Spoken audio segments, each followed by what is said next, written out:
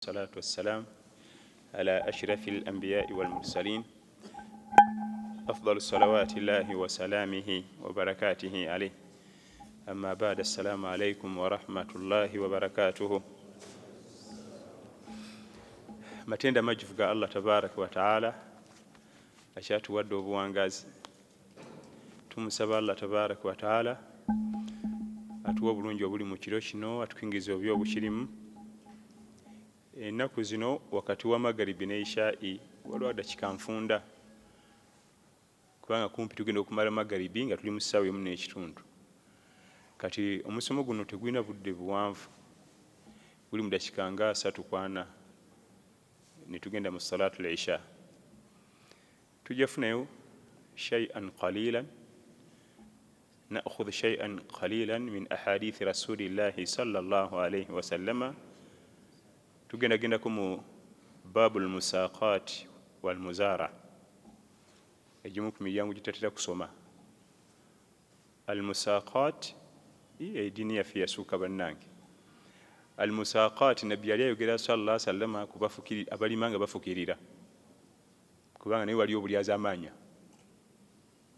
Al musaqat wal muzara, musaqat abafukirira ebimera ebibira ku miti waggulu ng'emiyembe, fene, kasooli. Ate muzara ebyomutaka nga lumonde, muwogo, ye nabbi abyawula sallallahu alayhi wa sallam. Ekyewuunyisa mu ddungu omwo bwe baali nga tebalima abimanyi era abyawula. Lwaki yayogera ku nsonga zino? Zaalingamu obulyaza amaanyi obutagambiika. Yasanga abalimisa babosi bananyini mataka nga balyaza amaanya nnyo. Era mu programu ya al-musaqat wal muzara, musaqat tukitegedde okufukirira ebimera ebyokumiti waggulu, muzara okufukirira ebimera ebyomu ttaka. Mulimu ne programu y'okupangisa ettaka, programu ey'okupangisa ettaka erimu emiteeko 3: ebiri giri halal, ogumu guli haram. Ebiri egiri halal gye giruwa? Ngenda kupangisa eka y'ettaka $50,000 olime mwaka mulamba, oba bikusaze oba ofunye zitibinkwatako. Zeteeka ni $5,000 eka y'ettaka yiyo, genda olimire ku byoyagala. Ekyo kiri halal mu sharia, kubanga onayinza okupangisa, ayinza okuba akuwadde $50,000 naye nafuna sente mpya n'enkadde mu sizoni emu, oba ne bimusala n'ataano ge ne gatavaayo. Newabeerawo empangisa ey'ekinaku nti byogenda okulima tugenda bigabana percentage. Sina sente za kuwa, njala kulimirirako wano, nenda kulima kasooli ninja kuwaako, ne mukkaanya nti ojja kumpa 20% ku kasooli gogenda okulima, oba 30 oba 40, ne mukkaanya ku percentage. Amakulu mba mugenda kugabana byonna, bw'aba afunye mugabana kufuna, bw'aba afiiriddwa mugabana kufiirwa. Eyo nayo empangisa ekkirizibwa. Ey'okusatu, nabbi sallallahu alayhi wa sallam gye yasangawo mu jahiliya period era n'agiwera, yeriwa balandlord bo basinganga kugamba nti bagabananga ebitundu. Okuva wano mpaka wali gwe ogenda okulima ebibyo, okuva wano mpaka eri olime ebyange, anti olina sente ogenda kulima, nga bagabana. Kati balandlord batwalanga ku sayidi y'omu kikko, kubanga mu kikko wabeerayo obugga n'entobazi. Kati ebimera byayo emikisa gy'okuba nti bidda giba waggulu, eno ku lusozi waggulu teri wakalu. Abaali bakuliddeko mu byalo muba mutambula, mulinnya akasozi ne mukka ne muyita mu kagga, ne mulinnya akasozi ne muddamu ne mukka ne muyita mu kagga, oluusi ne ku nkoma. Kati ebimera ebiriraana eno ku kagga bifuna otuzzi wali. Eyo empangisa y'ettaka ekika ekyo n'agiwera sallallahu alayhi wa sallama, kubanga erimu obulyaza amaanya.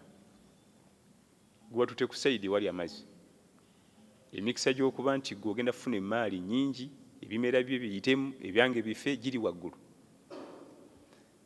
Gye yasanga baliko ba ahlul madina, ab'e Madina, ab'e Khaybar, naddala e Khaybar, kubanga Khaybar mantiqa ziraiya.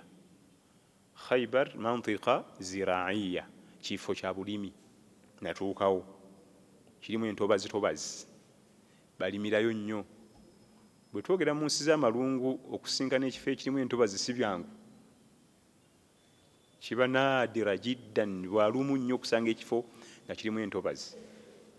Naye ekifo kino ekye Khaybar, balandlord bwe bakolanga abalimi, kakananga musajja wattu season egenda okuggwako ng'afunye 10%, ate omugagga alina 90%, kubanga yatutte sayidi ewali amazzi, ebimera bye ne bijinjimuka, nze ne wange tulinda nkuba ne bikala, nabbi n'akiwera sallallahu alayhi wasallama.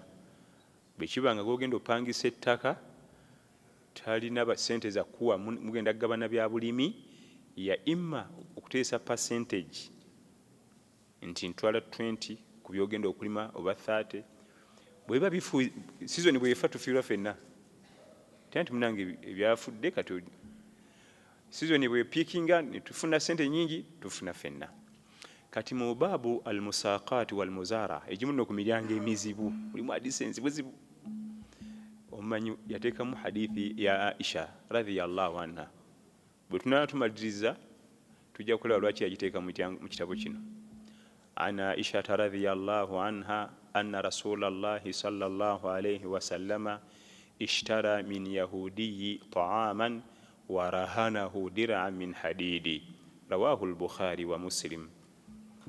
Hadithi yava ku mama Aisha radhiyallahu anha, muwala wa Abubakar as-Siddiq radhiyallahu anhu, mukyala wa Nabi Muhammad sallallahu alayhi wasallam. Azalibwa Makka, yali mukyala mu Quraish al-Qurashiyya, agatta kabira emu ne Nabi Muhammad sallallahu alayhi wasallam. Bawe yamufumbira emyaka emitono nnyo egitawera 9 n'amufaako sallallahu alayhi wasallam. Omukyalo ono mukugu nnyo muyirimu, omu ku bamanyi ba umma ye mukyalo ono Aisha radhiyallahu anha. Atunyumiza nti omubaka sallallahu alayhi wasallam ishtara min yahudiyyi ta'aman, yagenda okugula emmere ew'omuyudaaya, tewali sente, n'amugamba mpola. Omuyudaaya n'amugamba osingira ki? Warahanahu dir'an min hadidi, n'amusingira engabo ye shield, n'agimulekera ti bwe naleeta sente nga onziriza engabo. Yali yakolebwa mu byuma, engabo ebyakozesebwanga edda okulwana, okiyambako amafumu obutakutuukako obusaale, bayita shield mu Luzungu. Nabbi alina engabo gye bamukolera, wadde teyitabanga nnyo mu bato muli, naye yabeeranga armed, nga banekisooke n'engabo ye sallallahu alayhi wasallam. In case nga bumanyi embeera z'entalo, mulaba ayinza omulumba, kati baali bamukolera engabo ye gy'abeera nayo, gye yasingayo omusajja omuyudaaya, n'amuwola emmere. Al-Yahud, abayudaaya be bagamba nti basoma ddiini ya Nabbi Musa alayhi salam, be bayita abayudaaya al-Yahud. Ate abanaswara be bagamba nti basoma ddiini ya Nabbi Isa alayhi salam, be bayita abanaswara. Kakati ebyokuyiga mu hadithi nfofoolo, ekisookera ddala twogera ku first family, naye bali mu kwewola mmere. Twogera ku first family, bali mu kwewola mmere, embeera mbi eyo. State House gye twogerako, ffe tuddawo ne tukaaba mbu sente zibuze, tuddawo ne tukaaba esente zibuze, tezirabikako, tetuna kyakulya. Nabbi sallallahu alayhi wasallam, mama Aisha atugambye nti ishtara min yahudiyyi ta'aman, yagenda okugula emmere w'omuyudaaya nga tewali sente. Warahanahu dir'an, n'asingayo engabo bamuwola emmere. Kati ffe tukaaba ki? Bwabanga afdalul khalq, ekitonde kya Allah ekisingayo ebbeeyi, kirabise mu mbeera efaanaganayo okwewola akawunga, atwalire abeeka balye. Allah tabaraka wa taala Nabbi we Muhammad sallallahu alayhi wasallam teyamuggulirawo duniya, naye yamuggulirawo akhira. Yamuggulirawo akhira. Bw'oba obuusabuusaamu tuba tetukutegeera ebikwatagana ne ibaada, kusaala kiro, kusoma Qur'ani, kusiiba, ebyo yali abisobola. Teyamuggulirawo duniya mu byenfuna okubeerawo ebbeeyi, buli kimu akyesobola kyetuusaako nga bw'ayagala, naye yamuggulirawo akhira. Ekitonde kye kisinga ebbeeyi teyakiggulirawo duniya. Bwe kiba nga first family bali mu kwewola, kakati nze mba ndaaja naki? Bwe kiba nga ekitonde kya Allah ng'edduwa zaakyo zaanukulwa, ali mu kwewola kawunga, nze nzaani? Kitegeeza ki? Tukabe mpola, tugende mpola. Allah afe atwagala. Oyo tamwagala oyo? Tekakutandanga n'ozi ba Allah namukola ki? Oba kakati kiki ya Rabbi, nzi ssente bannange bafuna. Oyo ali mu kwewola. Ekimu ku byewuunyisa, ssente yazinoonya azisasule ne zibula, n'atuuka n'okufa nga takimyeyo dirham, takimyeyo nga boyi. Abubakar Siddiq radhiyallahu anhu bwe bamugamba mawulire ago, n'agenda n'asasula ssente ezo, ate nno nga za nnyingi busente, n'ajjayo engabo. Ssente yazinoonya ne zibula, n'atuuka okola ki? Okufa. Kiro ya kawunga, ssente ezisasula kaduuka zibuze paka Semaka wafudde. Tuli ku State House, tuli ku first family ya umma ba Ahlul Bait. Twetubogera mu Luwarabu abamagana tulowooza tusaaga. Ahlul Bait kitegeeza first family. Paka kufa Abubakar Siddiq radhiyallahu n'agamba nti tetuyinza kuleka dere ya mukulu omusajja ono agitwale bw'atyo ku kiro ya kawunga, kubanga ya bbeeyi ekisooka yasene nyingi. Ekyokubiri kinalabika kitya mu byafaayo nti byatulemerayo, n'asasulayo ssente n'akumyawo engabo yaffe. Kyetusoose okuyiga mu hadithi kyekyo, bwe kiba nga first family beewola nga akawunga ku dduuka, olwo nze nzaani? Ekyokubiri kye tuyiga mu hadithi, kikkirizibwa okulagana atali musiraamu. Lwaki oza yagenda wa musajja mu Yudaaya? Mu Madina temwalimu bamasohaba abayinawo nga balina ku buduuka. Yali atuyigiriza nti kisoboka okukolagana n'omuntu nga si wa ummatu Muhammad sallallahu alaihi wasallam. Ekyokusatu kye tuyiga mu hadithi eno, arrahnu, omusingo. Omusingo gukkirizibwa okusinga ekintu nga weewola ssente. Wa in kuntum ala safarin wa lam tajidu katiban farihanun maqbuda. Allah yagula ku musingo mu suratul Baqara ng'eggwako. Wa in kuntum ala safarin, bwe mbanga nga muli mu safari, wa lam tajidu katiban, yali yagula kukuwandiika ebbanja. Arrahnu, omusingo kye ki? Tawthiq ad-dayn, okunyweza ebbanja nti nja kuzza.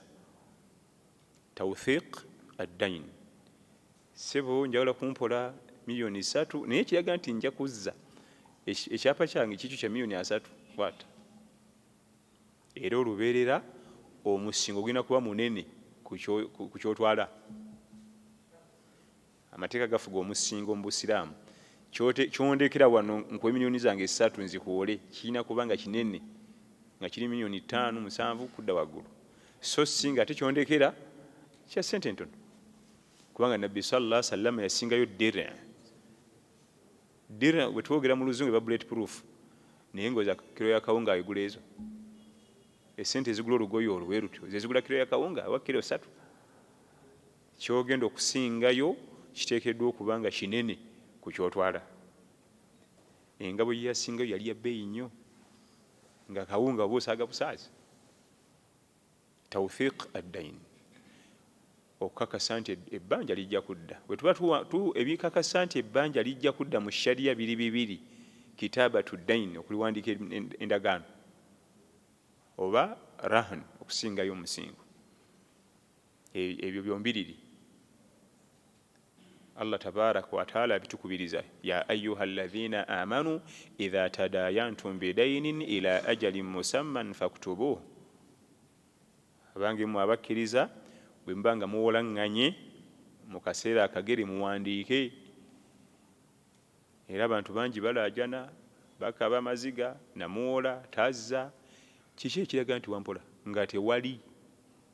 Ate ku mulembe guno okuwandika ebbanja kikulu kubanga mwajjamu obuyaaye bungi n'obufere. Olaba twayita ne documents mu nika, marriage certificate, divorce certificate, tebyaliwo. Kiki ekibireesa? Buyaaye. Anti ate omukyala bw'atalaba afunye enkya omwami ow'ebbeeyi ng'ate avaayo nti nze simutanga abye mukazi wange, era tubirabyeko. Naye nga yamutadda. Kati olaba olw'okuba nti tetukyali ku ddiini, mulimu obufere bungi, ne twetaaga documents. Kati ate owola otya nga towandiise? Mukola mutya omusingo? Akusingira atya ekintu nga temuwandiike wansi n'ababaddewo abajulizi? Enkya muntu agende okukola obuyaaye nti ate twawandiika wano n'abajulizi baabano naawe kennyini basayiningi. Kati olwaleero okudocumentinga ebbanja kikulu kubanga ye Allah yatugamba dda mu Qur'an kiri wajibu okuwandika ebbanja. Kati ate ku mulembe guno okususa obufere kisuka okubeera wajibu, oteekeddwa okuba nga owandiika wansi. Kakati omusingo mu hadithi mu aya Qur'an eraga nti omusingo gubeera mu safaari. Wa in kuntum ala safarin walam tajidu katiban farihanun maqbuda. Bwe muba mu safaari n'owola omuntu, ye Allah alaga singa temufuna agenda kuwandiika ndagaano, ateekewo omusingo ogulaga nti ajja kuza sente. Omusingo farihanun maqbuda, kwata omusingo guteekewa. Ate hadithi ya Aisha radhiyallahu anha eno, anna rasulallahi sallallahu alayhi wasallam ashtara min yahudiyi ta'aman wa rahanahu dir'an min hadid. Yeraga nti niwe tewali safaari, kuba nabbi yali mu safaari, yali Madiina, n'asinga engabo ye omusajja omuju n'amuwola ekyokulya n'atwalira abantu be. Kati omusingo gukkirizibwa mu Busiraamu, wabula emisingo gisiŋŋana. Waliwo omusingo gwe bagenda okusingira nga tulina gukozesa kubanga oba oyonoona, ne wabawo omusingo gwe bagenda okusingira nga tulina ogulabirira. Kati ng'emmotoka togiteeka buteesa awo egenda kwonooneka, olina okustartinga mu engine oseetulemu bwoti, kubanga ebimu emmoloka gyekoma okupaakinga ate eba ekaddiira ku supiidi okusinga etambulamu. Ate tulina vuga nnyo era ate obeera eyonoona. Waliwo omusingo nga bamusingidde ente n'ennyana eyonsa, kiba kitegeeza n'ogikama kubanga ebisolo ebyo ebikamibwa amata ate bw'otakikama kifuna ate obuzibu. Ne wabawo emisingo nga ttaka liritula butuuzi awo tewali buzibu, teryonooneka. Kati emisingo gyawukana. Waliwo emisingo ng'olina okirabirira. Bakusingidde entebe, oli akusingidde entebe ze tozituulamu, oyonoona, ozikaddiya, teeka buteesi wali wabbali, era bw'otuulamu bamulyaza amaanyi. Kati kisinziira ekika ky'omusingo gwe baleese. Waliwo ebyokulabirira, waliwo ebyokuleka obulesaawo, ne wabaawo byotalina kukozesaako wadde, nga bw'obikozesa oba oyonoona. Anna nabiyya sallallahu alayhi wasallam ashtara min yahudiyi ta'aman wa rahanahu dir'an min hadidi. Nabbi sallallahu alayhi wasallam yagula emmere ew'omusajja omuju nga talina ssente, n'amusingira engabo gye yali akozesa mu ntalo, yali yakolebwa mu kyuma sallallahu alayhi wasallam. Alhadith rawahu al-Bukhari wa Muslim. Ojja kugisanga mu bitabo byombiriri ekya Imamu Muhammad bin Ismail al-Bukhari okuva mu ggwanga erya Uzbekistan, musajja mu Russia, yatuwandikira ekitabo ekyo, n'ekya Imamu Muslim bin Hajjaji bin Muslim an-Naisaburi okuva e Naisaburi, katundu kali mu ggwanga erya Iran, emmunyeenye eno gyesibuka. Bwe twali twogera nga tutandika twagere tuli mu babul musaqat wal muzara, omulyango gwogera ku kunywesa, kufukirira ebibala ebyokumiti waggulu n'ebirimwa mu ttaka. Tutandise neno hadith. Eno hadisi ekima kimuli olw'ensonga nti mu kulima era mwabangamu emisingo, mwabangamu okusingayo kubanga oluusi yayagalanga okupakasa, yayagalanga okulimirako mu nnimiro nga tena sente zikusasula, n'akusingira kyakusingidde. Oba faamu ye ey'eŋŋamiya bw'omuwa ennimiro alime, amanyi ebyobulimi era amanyi bifuna ssente, mwabangamu okusinga, akusingira ekintu omuwa ettaka alimireko, then bw'anaamala ng'atunze ajja asasula essente, kubanga ajjukira nti ate omala ofuna emaali otunda nosasula abakubanja n'ojjayo kye wasinzeeyo. Kyava agiteeka mu baabul musaaqaat wal muzaara. Wa barakallahu fiikum wa jazakumullahu khair. Eyo hadith gye tusobodde okwejjukanya akawungeezi ka leero. Obudakika obusigadde tujja bukozesa mu al as'ila wal ajwiba. Naye ebyo byonna bye twogedde biraga obwetaavu bwe tukyalina obw'amaanyi mu kunoonya ilmu. Ekyo kimu. Ekyokubiri biraga nti Oweekitiibwa Nabiyuna Muhammad sallallahu alaihi wasallama buli kantu akaalina amakulu gye tuli yakakoonako, akataalina makulu teyakakoonako.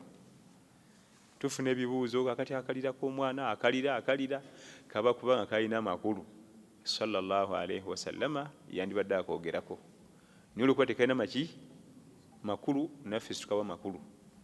Noonya dustbin weeri, ekyo n'okyogera mu Buganda oba owedde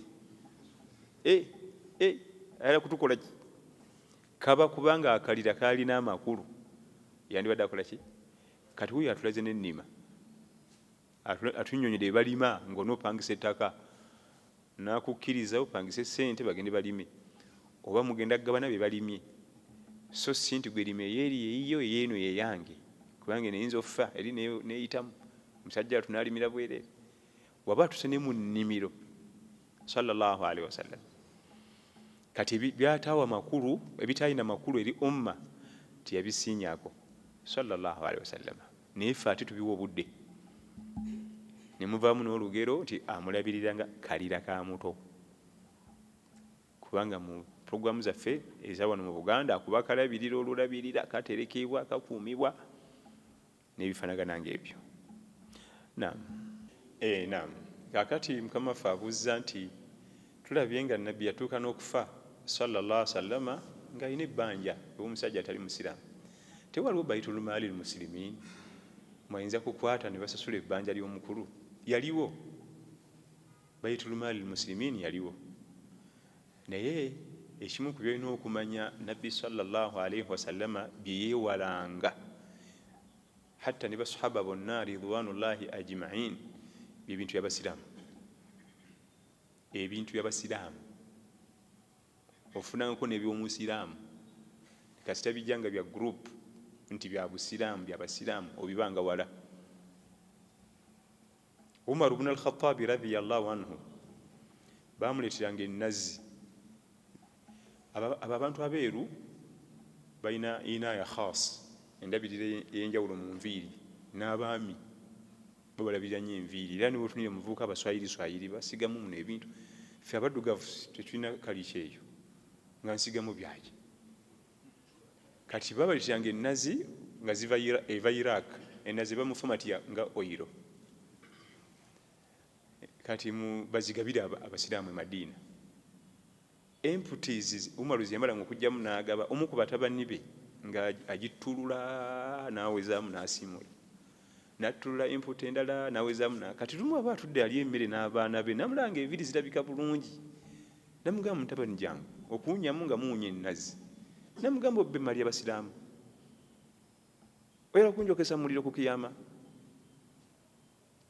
Namugamba nti anzi sijibba, zino empute zino z'obusudde kubanga balina ozikuŋŋaanya ziddeyo e Iraaka bayite endala, mwenzitulula. Bamalira ku saaluuni, bamalira ku saaluuni zonna, tulikaako wadde nako toddangamu kukwata ku nnazi y'abasiraamu.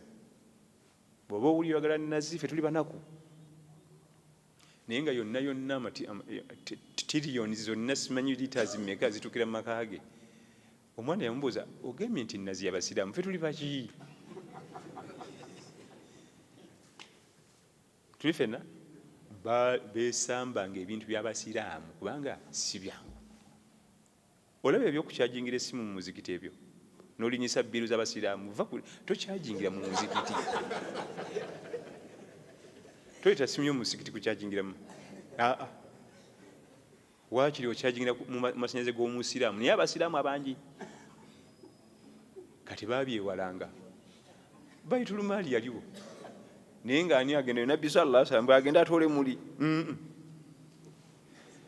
tagitoolamu ajja kupakasa ajja kufuna eziza asasule yalinga tayagala bikwatako ebyo abasiraamu kyokka nga waggulu awe oyo mukama waabwe yesa abasiraamu naye nga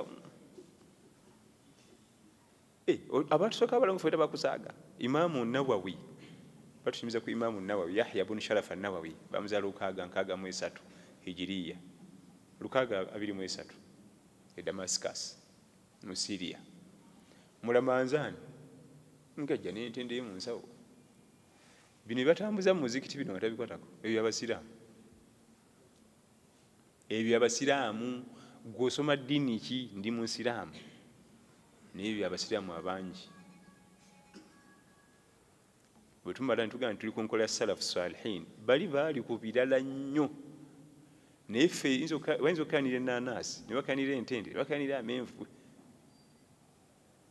abo abasajja olowooza lwaki bazitowa ne wayita senkyali nga bakyazitowa ne wajja senkyali endala ne wayita emyaka 10 ne wajja 10 ne wajja 10 nga buli myaka 10 egiddako bakyazitowa balinga beegendereza myaka bali mu myaka 1000 naye umma ekyabavunamira beegendereza nnyo eddiini yaabwe nga bo tefa ku boogezi Imaamu Nawawi nga baleeta olusaniya alondeko entende nga ndi bulungi ne baleeta olwa meroni ndi bulungi naye nga yazina akatendeke ako keyaguze ku ssente ez'omuntu oyo ze ebyabasiraamu ebyo ebyasiraamu abangi abo okuggyako ng'oli ku zero totaale tolina kakulya 10 tekirimu mu nsawo abo bata salafu salihin Baitulmaali al-Muslimina yaliwo ng'ate ngagga nzibu twagisomako mu suratu Maida innama jazaa'u alladhina yuharibuna Allaha wa rasulahu wa yas'auna fil ardi fasadan an yuqattalu eyo aya kakuba ku Baitulmaali bali bajibbi abazigu basanga muli emaali ensolo zijjudde omwo ne bagoba nabina malaika Jibril ne mugamba nti emaali yonna bajibbi abasiraamu n'ayingula ne babafuna ne babamuleetera Allah nabasaako etteeka eryo naye ensolo nga nsufu obugagga buli eyo engamiya embuzi endiga biri eyo baleeta zaka bijjudde eyo Baitulmaali yaliwo nga ngagga nzibu tenze nakuddeyo okulabikako ku mulembe gwaffe ng'efaamu eri awo ya umma wajjawo omwetaavu batundako engamiya 2 ne bamuwa agenda yeetereze ne wajjawo omwetaavu ne batundako embuzi 50 ne bamuwa agenda yeetereze naye nga bo baalinga beewala ebintu ebyabasiraamu wakiri yafuna omusiraamu n'agamba nti nditunkana oyo ku kiyama mu bw'omu bwe naye bano abangi naam obuuza kyakuyunga miti tewali buzibu kikkirizibwa okuyunga omucungwa ku nniimu oba ku kamalimaawa oba mangada tewali buzibu yajuuzu kikkirizibwa naam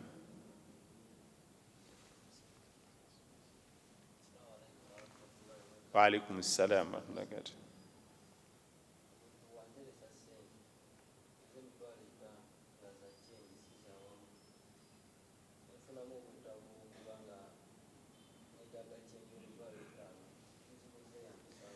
Oli bw'aba kuteresezza ssente ze mitwalo 5 nga bwa 15,500 n'ojja wetaaga change omala kumusaba bw'otamusaba batulina amaana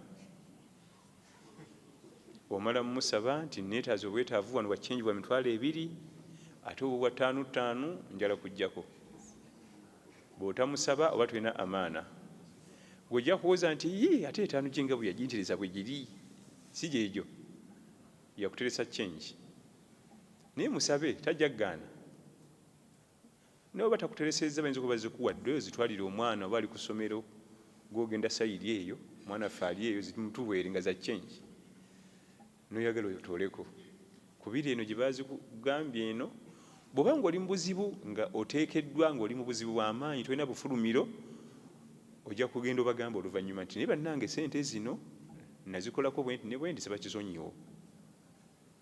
Bw'otuukayo eri mwetondere nti sente zino baazimpa nga wa change mu kkubaawo nga nzija neneetaaga change naye nenzikozesaako naye zikyali 5 nsaba onsonyiwe. Ngoza salafu salihin ebiyuta byakuzaaga kwogera bwogezi n'otambula n'oniigina n'ogenda serious. Bye bali abasajja begambye nti nakati ekyabavunamira beegenderezanga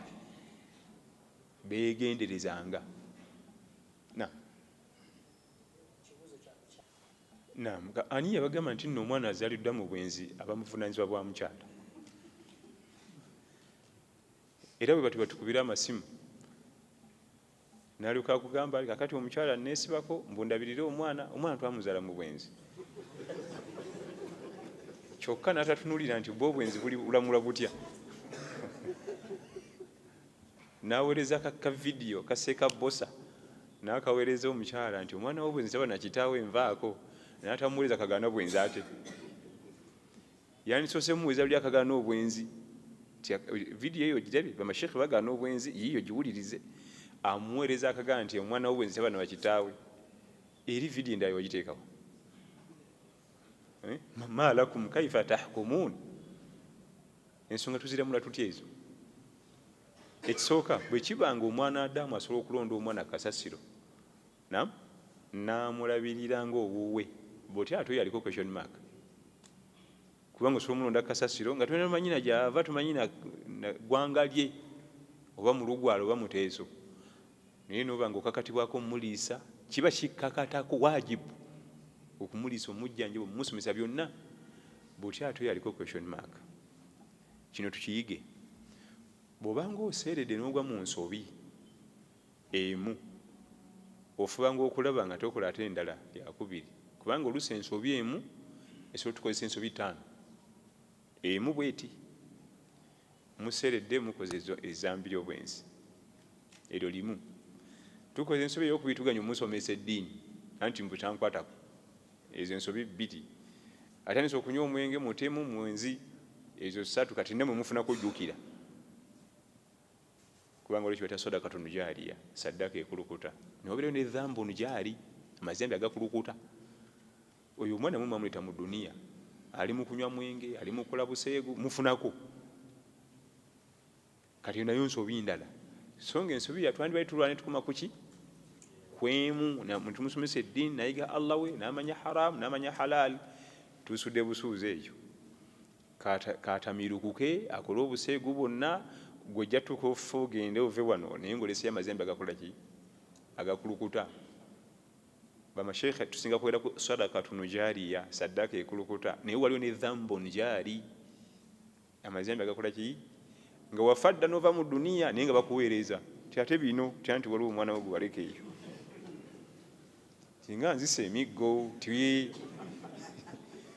kubanga nowasadaka tunujaliya bamwanjulira ate zino nti guli omuziti gwe mwazimba ovudde bino alhamdulillah kati ate no bamwanjulira ensobi bwebezze olwanagananga nayo nekoma kwemu nezitafuuka 2 3 4 5 kubanga naye ajja kula ate naye azaale naye nga limu eyo embeera bya buseegu nabo bazadde bagende eyo omwana sallallahu tukingiriza obwenzi alabirirwa igwa ateberezebwa okuba nti oleka gwe kitaawe bw'oba osobola okulabirira gw'olonze obulonzi bw'otya ate oyo aliko question mark mwe buli kimu ate ajja kujja okuziika ffe tuli basajja bakulu mutuuka mu kuziika ne bakulaga abaana b'omugenzi haji nga bonna bamakanzu hijabu nga kuliko omwana omuwala ogwo ayambadde obuntu bwe ozayaze mu disiko nobabuuza nti nono naye muganda mwe nti lwakuba haji yali amweganya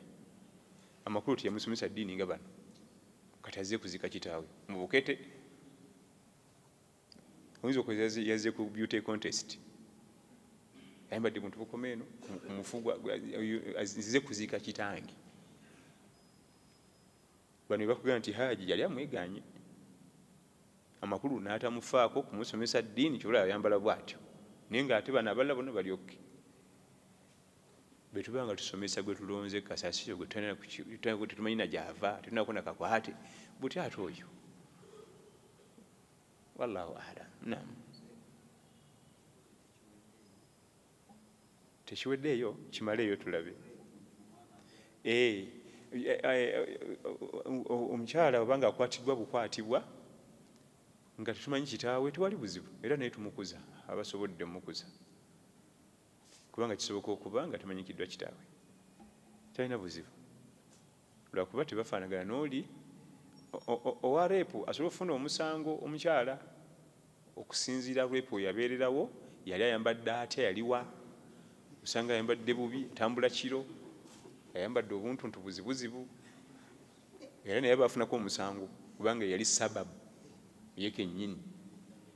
Ne wabawo okuba nti yali reepu nga omukyala yali mu kifo kiri safe, naye wabanga naye alinako contribution ku reepu afuna omusango, esooka atambudde yekka obudde bwakiro ate ayambadde buntuntu buzibuzibu, aba afunako naye ku musango.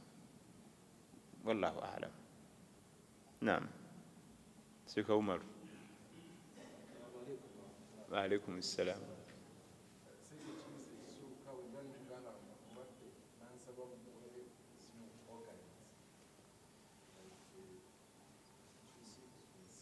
Naam.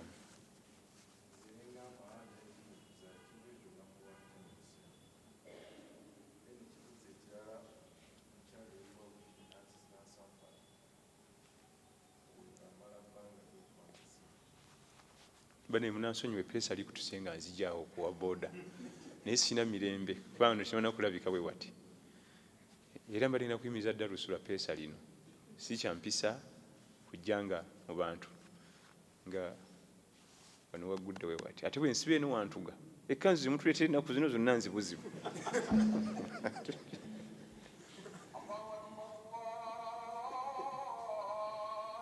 Naam, kakati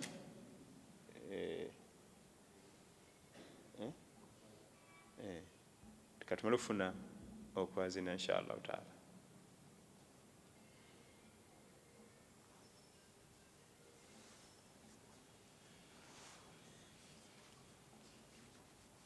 Kimugulako banakigaba hata ne mayiti ne bakizuula nti mayiti eri tusanzemu ekiyungo organ esobola okugasa ono, naye tumala kusaba famire tibanaye mayiti yammwe erimu ekiyungo esobola okugasa abalamu.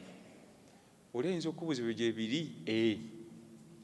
naye lwakuba ebyo bibaawo ng'omuntu yakakala yakafa, naddala bafa accident nga badde mulamu bulungi, kubanga Allah yatonda omwana Adamu nga bw'aba afa tazikiza zonna swiki lumu, swiki zigenda ziswikinga mpola emu ku emu. Eduniya eno Ibn Qayyim al-Jawzi agaa nti amaaso gakerewa eddakiika 5, amaaso okuzikiza layiti yaago galeme okuddayo okulaba kitwala eddakiika 5 ng'omuntu amaze okugiwamu omwoyo.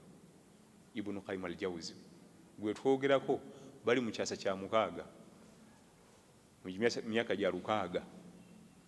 Ibn Qayyim al-Jawzi amaaso gakerewa eddakiika mmeka? Amakulu singa omuntu ono aba afudde ne bagangugira gasobola okugasa omulala, tebizikira byonna lumu. Kompyuta ezimu zisigala zikyali on kati zigenda ziswikinga mpola mpola mpola. Sisitimu eri wano jamaani ebakubanga mwana Adamu yagikola singa tutambula tuleekana nti fakitoli naye Allah yazikola zonna zonna ziriko silencer, zonna operating system eri wano. Amafakitole g'olina g'otambula nago wano gaba kubanga mwana Adamu yagakola. Wandiwulidde ebimu ebisoba obuwunga bireekaana singa tutambula tuleekaana buleekaanyi. Ate eyo y'oxygen kati emukuba emujje nemuzze eno, ate eyo yekuba emmere gyalidde nga naye eri awo ereekaana, naye yayawukana Allah tabaraka wa taala. Zonna yazikola nsirifu, kati zonna zina swiki zaazo Allah yamanyi gye yaziteeka muno, zijjako mpola. Ekimu ku bintu ebiwangaala ennyo kasikiini kano, ng'omuntu amaze okufa, kasikiini kano katola ebbanga ddene. olabangako okusaaga ngaakagayaavu kasikini kawangalira ddala nakukola. Naam. Bismillah, alhamdulillah wabihi nasta'in. Kakati muganda wange wabansabye organ nenjimuma neŋŋamba njagimuguza, tewali buzibu nirwa kuba omugabira kyekisinga okumugabira kyekisinga okusinga omumuguza. Naye bwe olabye nga bwe tutebenkerana kyamugabira nosalawo omuguze, tewali buzibu, kikkirizibwa era byombi bituufu. Omukyala eyewaggula n'agenda kukola olwaliro bagenda mu Bawarabu. Mu byonna byonna bye tukubiriza abantu baffe obutatwala bantu mu Bawarabu, naddala abaana b'obuwala. Tajja kufa njala inshallah, asigale wano. Okwata omwana w'omuwala mu myaka gyalimu egy'ebbeeyi 22 ate omumuliza agenda pakazi. Mu myaka gyabiramu ow'ebbeeyi tujja funa omwami anaamutwala. Olaba tusobodde omumukuza omumujja eri mpaka awo wanaafiira enjala. Naam, asigale. Bw'oba owulirangala nnyo omukyala agenda akole, weereza abakadde myaka 45 naye omuwala omuto si kirungi, kubanga obutonde bwatondebwa nga ku myaka egyo alina puroguramu emulinze mu butonde. Abange ani agamba omwana omuto nti kati tandika okutambula? Ani akimugamba? Gyali butonde buli munda muli body changes ezikireeta. Emyaka 22-25 body changes nazo weziri zimugamba puroguramu ndala, ffe tumuwuliriza mu ndala. Teweerabira nti ensi ziri ez'Abawarabu desert. Ensi yonna bwe banga ya desert, ekirungo kyesinga okuleeta mu muntu mukwano. Kasita otuuka mu nsi y'eddungu, kyesooka okukyajinga mu mubiri gwo z'ensonga z'omukwano. Ali myaka mizibu, ayingidde akasika agenzemu desert, kati n'abigatta byombiriri ebi, olwo ne gujja bagira. Bye mbagamba mbimanyi, nabeerako mu ddungu nga nsomerayo emyaka. Twava wano nga tulina bakyala nga ne puroguramu z'okukwasa tulina zirowoozaako. Weeks 2 nga twakatuuka e Madiina nga buli gwotukaga nti njagala kudda Uganda kuwasa. Nga twava eno nga puroguramu tetugirina. Bamasheekhe baffe batusomesa bebasooka ne bakitugamba oluvannyuma nti eddungu hiiti eri ebeeramu ekyajinga nnyo emibiri guno gwonna, organize zonna ne zizuukuka ne ziba active buli kimu. Kati okakananga puroguramu esoma bwetyo n'emyaka gyennyini bwe giri, kati bw'ogatta byombiriri. Naye bw'aba yeewaggudde bwe waguzi, obufumbo bukyaliwo, kubanga kibanga era omukyala anobye aba yeewaggudde, obufumbo bukyaliwo. Kati tuteese tutuuke ku nzikiriziganya. Then bwe muba mu bugaddewo nakyo kimanyikwe, bwe buba bukyaliwo nakyo kimanyikwe. Omukyala anobye aba yeewaggudde, naye tekiggalawo obufumbo buba bukyaliwo.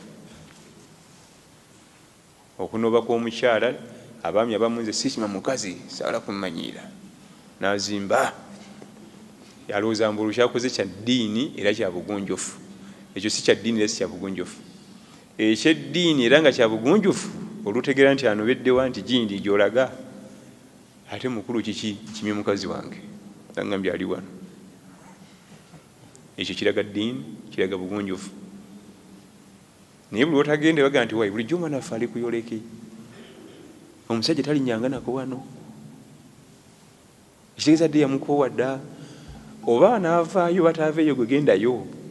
Banno bano bagenda nakuwolereza nti oyo Amina alimba omusajja yajja wano enkeera, yatuula na wali.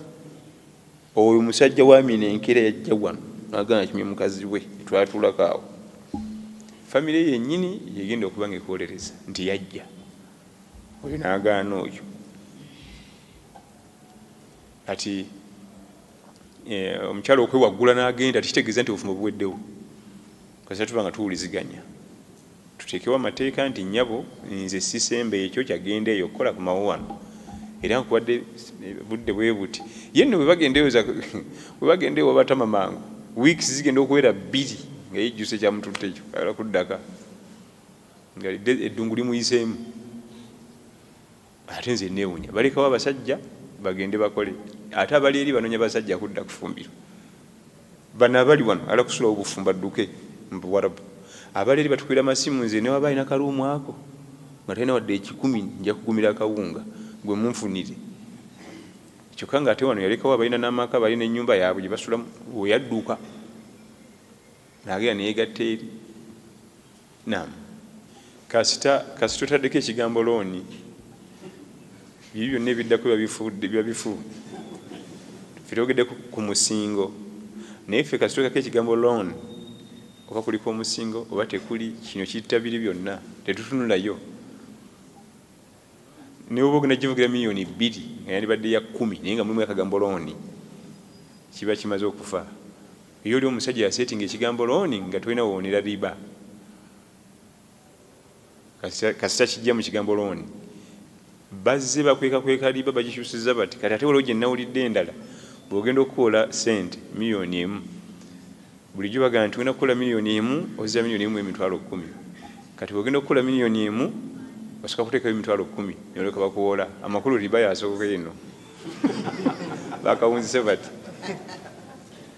Olidde era ozizeemu kitundu, ozizeemu n'10,000 bazikyusa bati. Ekibuzo ekisembayo basebo nedda lekera yatandikidde ku muganda wange nagenda ku mukyala agenze ku mukozi agenze buuza kabuuzo kokka.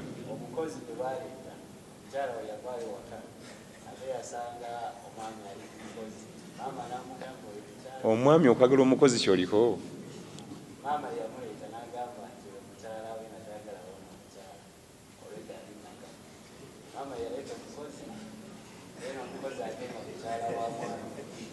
babawowa. Kakati oli kyabadde asoose okubuuza kintoloseeko. Kakati bassebo ne bannyabo, mwe kukola emirimu gyonna, oba buzimbi, abali mu transport, abali mu buli wamu we tukolera emirimu, mubamu haramu ne halal. Eva buli ogenda okulaga. Ffe tuli baimamu ba mizikiti, naye ku muzikiti kuli haramu okwo kwolabo. Tuyinza nakikkiriza. Buli mulimu gwonna gy'ogenda okukolera wabayo haramu ne halal. Oba transport, jangu otwala amatooke, jangu otwala embuzi, jangu otwala embizzi. Ansi eri egi, bw'oba okola emirimu gyo gyonna haramu mwewale. Buli ajja nga haramu kola ki? Nze ndi imam. Omusajja ajja ku muzikiti n'emmotoka ya black, glass zonna ziri tinted glass za black, nakuwa 5,000. Nakulamusa, video zonna ziri ku simu yange, webale tusomesa, naye mbadde nkwagalamu. Kutuuka mu mmotoka nagamba njagala ompowe n'oyo omukyala. Kyokka omukyala alina olubuto. Onjagala ompowe kati n'omukyala ono amaze okukuzizika 20,000. Naye agezo zizo kasukaaliko. Kiba kitegeeza nti nze ziri sente zange zenkuwadde, guno gwe mulimu gwe njagala onkolere. Kati watu ogukole mpa kiki? Naye nga umanye ekiwali mu kyaffe 5,000 gajja mu nsawo gazzeeyo nga ne budget zatandise dda ku mutwe kati.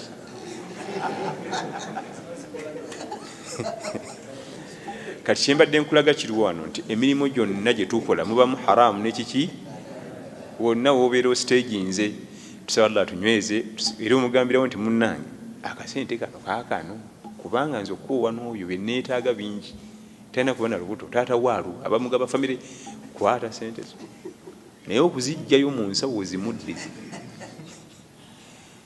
nawulira osigalawo nyini ngemuka esimbudde nga wemasaganga eggongole sibaako naye nga bwekityo bwe kiri emirimu gyonna buli omu waali alumbibwa ebigezo. Oba oyagala oba toyagala olinaga nti nze ndi muzimbi mulungi professional niba mpadde kyaki okuyambako essinzizo ly'abalimu bagenda okugattira ku Allah. Bampadde okuzimba ekifo kugenda kubako ne siteegi abaana abawala bebayimirira nga bambadde bute okukunya basanyusa abagenyi. Emirimu bwe gityo bwe gitambula halal haram halal haram. Tusaba Allah tunyweze eva tusigalenga ku halal. Kwanti anze ndi musajja musiraamu gwe sigukola. Ndia tujja kuwa sente ono bia muteke muri mankani ku chupa za mazzi muteke tanzi sitwala bil haram. Oli yanga mvuze mmotoka mafuta gange ntuuse eno gye bantutte ng'ebiriyo byonna biri haramu. Kati amafuta sina na mafuta gankumyawo Kampala nti weewole togeza n'obisa ku mmotoka yo.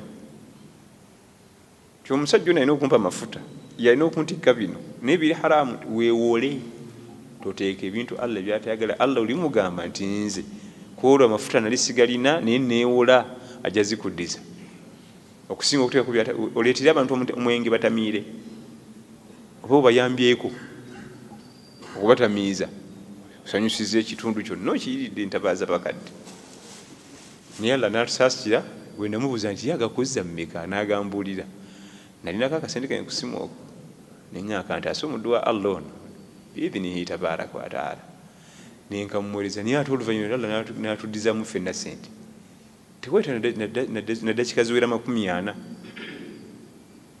nifuna akasimu akaveeyo bannaffe abayizi baffe abali mu Bungereza eyo nina wano kalizikiko bujja nkunoonya esimu nga togikwata. Kati okusinga okukwata mu haramu noonyiza Allah n'ogondera shayitaani. Wabarakallahu fikum wa jazakumullahu khair. Subhanakallahumma bihamdika ashhadu an la ilaha illa ant astaghfiruka wa atubu ilaik. Wassalamu alaikum wa rahmatullahi wa barakatuh.